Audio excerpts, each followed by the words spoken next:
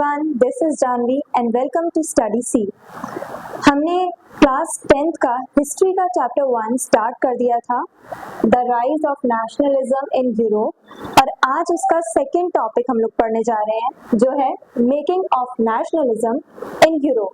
अब यूरोप में नेशनलिज्म जब स्टार्ट हुआ तो उसके पीछे का बैकग्राउंड क्या रहा, कैसे धीरे धीरे nationalism as a feeling develop हुआ, एमर्ज हुआ। Nation state in the 19th century, a state where citizens share common identity. अब 19th century में यूरोप में क्या था, नेशन स्टेट्स बनने स्टार्ट हो गए। 19th century यानी कि 1801 से 1899 के बीच में अब अलग अलग नेशन स्टेट्स बनना स्टार्ट हो चुके थे यूरोप। अब नेशन स्टेट्स क्या होता है, एक ऐसा स्टेट, एक ऐसी कंट्री जहाँ पे सिटीजन्स जो हैं वो एक कॉमन आइडेंटिटी शेयर करें, यानी सभी के मन में एज अ नेशन एक पेट्रियाटिज्म फीलिंग हो, सभी एक दूसरे से कनेक्टेड फील कर पाएं और यूनाइटेड रह पाएं। जैसे हम लोग इंडियंस हैं, यूपी के हों, केरला के हों, कहीं के भी हों, हम सब एक कॉमन आइडेंटिटी शेयर करते हैं, इंडियन, हम लोग इंडियंस हैं, हमारी ये कॉमन आइडेंटिटी है। ऐसे ही वहाँ पे लोगों ने अलग अलग नेशन स्टेट्स बनाने स्टार्ट कर दिए थे नेशनलिज्म की जब फीलिंग इमर्ज हुई थी तब। और ये जो अलग अलग नेशन स्टेट्स बन रहे थे वहाँ पे लोग एक कॉमन आइडेंटिटी शेयर किया करते थे, सभी लोगों की एक कॉमन एक सेम आइडेंटिटी होती थी, यानी उन्हें उनकी कंट्री के नाम से ही पहचाना जाता था। This identity was often forged through struggles. अब ऐसा नहीं है कि बिना स्ट्रगल के, बिना मेहनत के हम लोगों को ये कॉमन आइडेंटिटी मिल गई है, हमें फ्रीडम मिल गई है, ऐसा नहीं है। इंडियन नेशनल स्ट्रगल भी बहुत चले थे, तब जाकर के हमें ब्रिटिशर्स से आज़ादी मिली। 1857 में एक बहुत तगड़ा रिवोल्ट हुआ था, बहुत ज़्यादा ऐसा था कि फाउंडेशन हिला दिया था, बेस हिला दिया था हमने ब्रिटिश एम्पायर का। तब ऐसा लग रहा था कि ब्रिटिश एम्पायर अभी खत्म हो जाएगा 1857 में, बट फिर भी वो करीबन 90 ईयर्स तक एक्सपैंड कर चुका था, 90 ईयर्स तक और चला ब्रिटिश एम्पायर। उसके बाद जाके 1947 में हम लोगों को आज़ादी मिली। तो उस बीच में खाली नहीं बैठे थे हम लोग, तब से स्ट्रगल करते आ रहे हैं। इतने टाइम से स्ट्रगल करने के बाद जा करके हमारी कंट्री को इंडिपेंडेंस मिली। और ऐसे ही यहाँ पे जो नेशन स्टेट्स बने थे इन्हें भी काफी स्ट्रगल करने पड़े, रेवोल्यूशन करने पड़े, यानी क्रांतिकारियों ने बहुत ज्यादा स्ट्रगल करे, उसके बाद जाकर के इन्हें भी आजादी मिली और ये अपने अलग अलग नेशन स्टेट्स बना पाए। In mid-18th century Europe, the idea of nation state was emerging. 18th century की बात हो रही है यहाँ पे, यानी कि 1701 से 1799 का पीरियड। तो मिड 18th सेंचुरी यानी कि 1750 के आसपास की बात हो रही है। उस टाइम पीरियड पे यूरोप जो था वहाँ पे नेशन स्टेट का जो आइडिया है, यानी नेशनलिज्म वाली जो फीलिंग है वो ग्रो करना स्टार्ट कर चुकी थी मिड 18th सेंचुरी से। और उसी नेशनलिज्म की जो फीलिंग है उसने क्या किया, अलग अलग कंट्रीज में से, यानी मल्टीनेशनल मोनार्कीज, यानी अलग अलग कंट्रीज में से, ऐसा नहीं है कि सिर्फ फ्रांस में से ही मोनार्की सिस्टम हटा दिया, नहीं, अलग अलग कंट्रीज में से, अलग अलग नेशंस में से मोनार्कियल सिस्टम हटा दिया गया था। किसने हटाया, सिर्फ एक फीलिंग ने, नेशनलिज्म की फीलिंग ने, एरिस्टोक्रेसी। अब ये जो नेशनलिज्म की फीलिंग जब जनरेट हुई लोगों के अंदर में, तो उस टाइम पीरियड पे कौन कौन ऐसे लोग थे जो पार्टिसिपेट कर रहे थे सोसाइटी में, कौन लोग बहुत ज्यादा इंपॉर्टेंट थे, उनके बारे में पढ़ेंगे। एरिस्टोक्रेसी, एरिस्टोक्रेसी यानी कि जो ब्यूरोक्रेटिक लोग होते हैं जिनके हाथ में ऑटोनॉमी है, पावर है।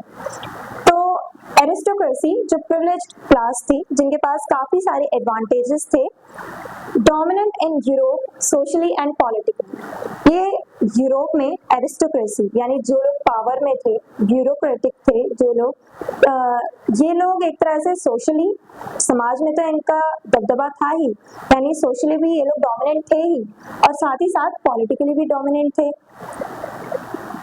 अब ये जो एरिस्टोक्रेसी थी, पूरे यूरोप की बात हो रही है, यूरोप एज अ जनरल बात करी जा रही है, किसी एक कंट्री की बात नहीं हो रही है, पूरे यूरोप कॉन्टिनेंट की बात हो रही है। तो यहाँ पे जो एरिस्टोक्रेटिक पीपल थे उनकी कुछ कॉमन कैरेक्टरिस्टिक्स थी। क्या थी?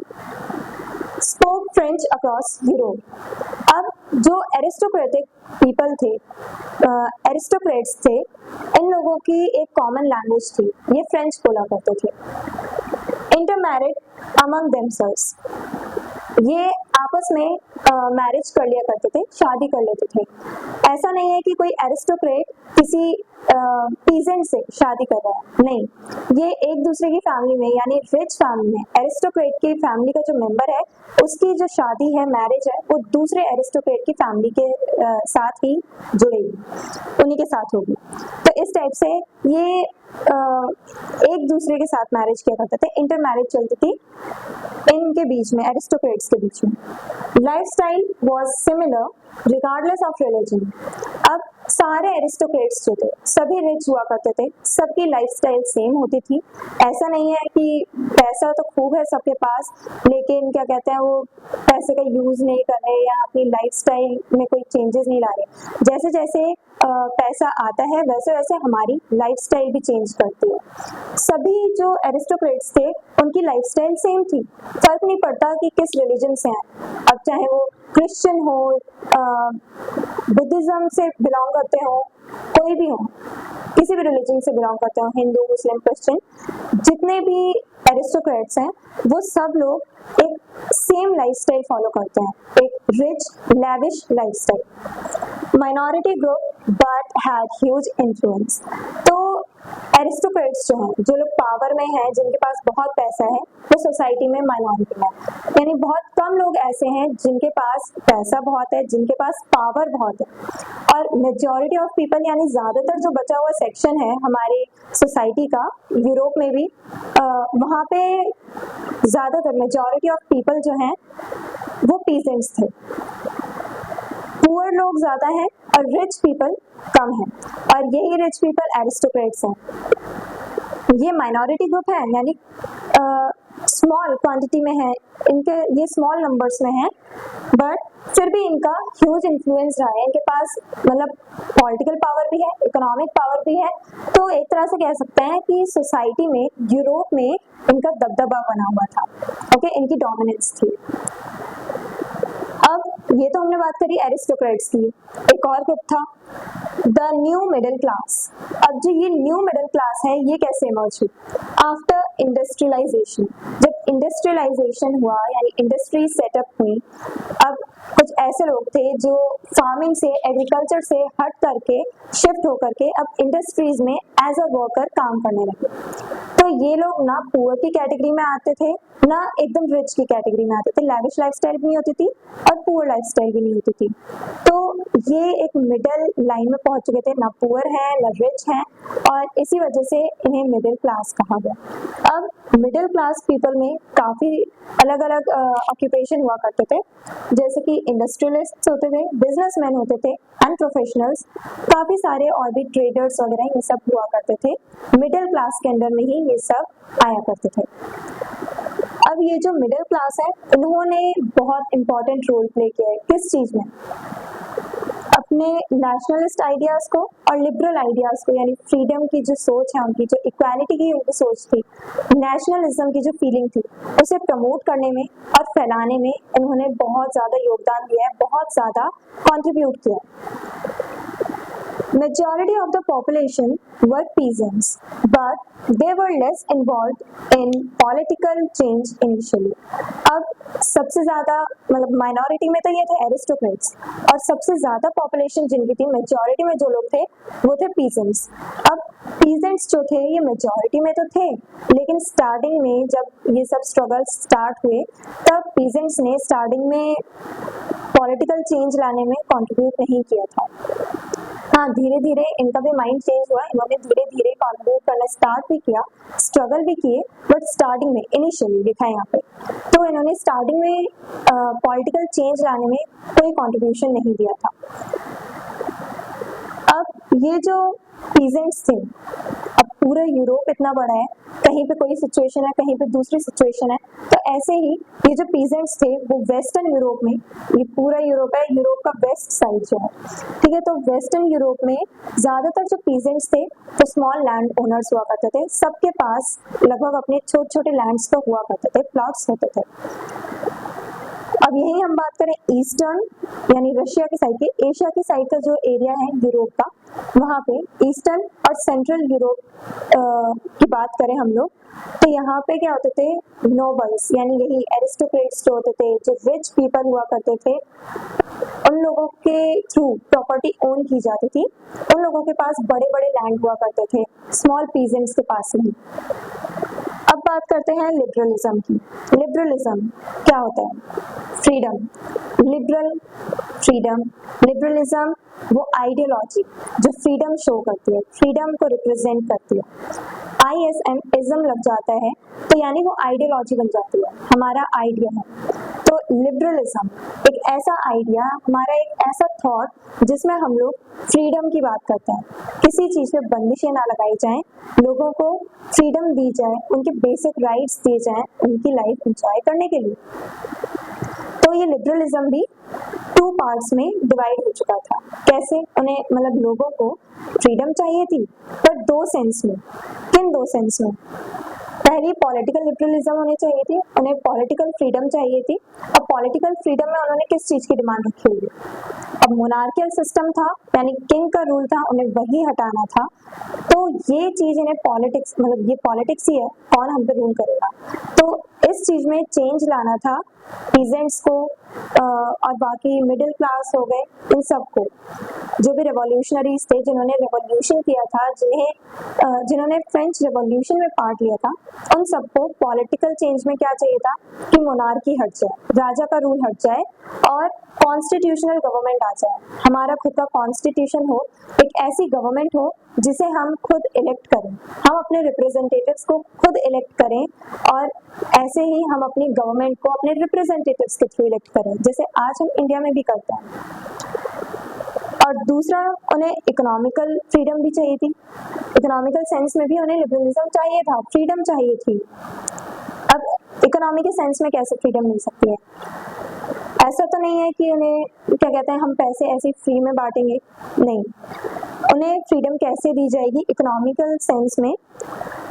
Freedom of market and removal of trade restrictions.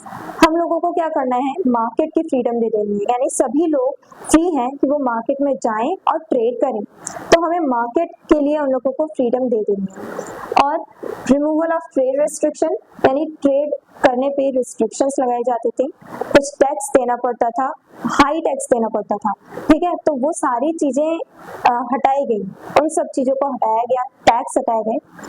और जितने भी ट्रेड रिस्ट्रिक्शंस थे, कुछ लोगों को तो ट्रेड करने से मना कर दिया जाता था क्योंकि वो लो ओरिजिन के थे, तो ये सारी जो रिस्ट्रिक्शंस थे, रूल्स थे, उन सबको हटा दिया गया और मार्केट की भी फ्रीडम लोगों को दे दी गई। और इसी तरह ये पॉलिटिकल लिबरलिज्म और इकोनॉमिकल लिबरलिज्म, इन दोनों की डिमांड उठी थी, यानी दोनों ही चीजें होनी चाहिए थी। मोनार्कियल सिस्टम भी हटाना था, एक ऐसी गवर्नमेंट लानी थी जहाँ पे हम रिप्रेजेंटेटिव को इलेक्ट करें, और इकोनॉमिकल फ्रीडम चाहिए थी लोगों को कि उन्हें मार्केट की फ्रीडम मिल जाए, वो लोग मार्केट में जा करके खुद ट्रेड कर सकें, उन पर कोई रिस्ट्रिक्शंस ना लगाई जाए। अब इसका जो इकोनॉमिकल लिबरलिज्म है उसका एग्जाम्पल है ज़ोल्वरीन। ज़ोल्वरीन एक कस्टम यूनियन है जो कि प्रशिया के थ्रू बनाई गई थी, मतलब प्रशिया में बनाई गई थी, एक ज़ोल्वरीन नाम की कस्टम यूनियन। यहाँ पे ट्रेडर्स के राइट्स के बारे में बात की जा रही थी। ये बनी कब? 1834 में।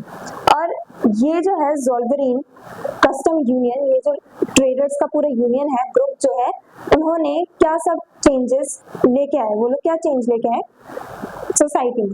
पहला, उन्होंने टैरिफ बैरियर्स जो थे, जर्मन स्टेट्स क्यों लिखा है?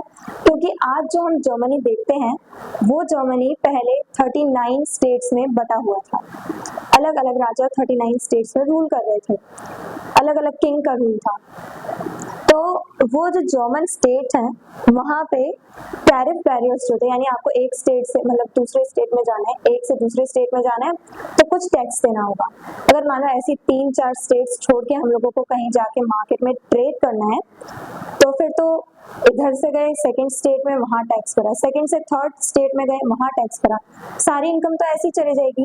तो इसलिए ये टैरिफ बैरियर्स हटाए गए जर्मन स्टेट्स में से, और एक standardised currency weights and measures ये अडॉप्ट कर लिया गया, यानी एक स्टैंडर्ड वैल्यू कौन सी करेंसी रहेगी वो चूज कर लिया। तो पूरे जर्मन स्टेट में चला करती थी एक ऐसी करेंसी चूज कर ली।